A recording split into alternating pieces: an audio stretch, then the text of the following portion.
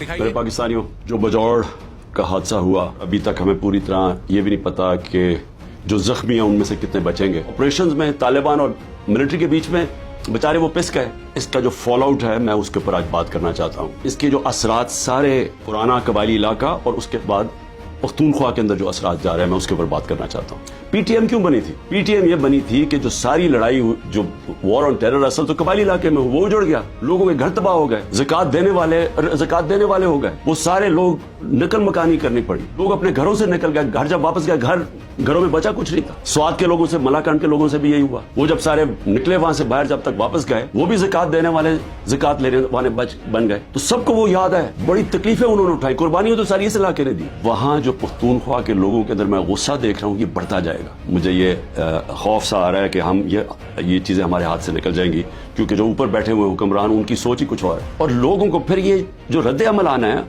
उसके लिए ये तैयारी कर रहे हैं। तो ये जो जिस तरफ आप ये लेके जा रहे हैं मुल्क को, तो ये तो सीधी कह रहे हैं कि जी आप हमारे गुलाम हैं, हम आए ऊपर आपके ऊपर बैठने आए, आप हमारे गुलाम हैं। तो यहाँ तो कोई कानून ही नहीं है। तो ये अब एक गुलामी की तरफ हमें लेके जा रहे हैं, मुकम्मल तौर पे कि हम अब इनके गुलाम बन जाएं। आखिर में सिर्फ अपनी कौम को ये आज कहना चाहता था, मुहर्रम का महीना, मुहर्रम में हमें क्या सबक मिलता है? हमें मुहर्रम में एक ही सबक मिलता है, राय हक के लिए, जुल्म के खिलाफ खड़े होने के लिए। अगर जालिम के सामने खड़े होते हुए आपकी जान भी चली जाए तो उसकी परवाह नहीं होनी चाहिए। आपको कुर्बानी देनी चाहिए अपनी आजादी के लिए। जब तक एक कौम आजाद नहीं होती, दुनिया की तारीख में उसका कोई मुकाम नहीं होता। वो मैं बार बार आपको मौलाना रूमी का वो कहावत है कि जब अल्लाह ने आपको पर दिए तो क्यों चूटियों की तरह जमीन पर रींग रहे हो? 25 करोड़ की आबादी। आज मुझे बताएं हमारी क्या हैसियत रह गई? हम तो खड़े हैं।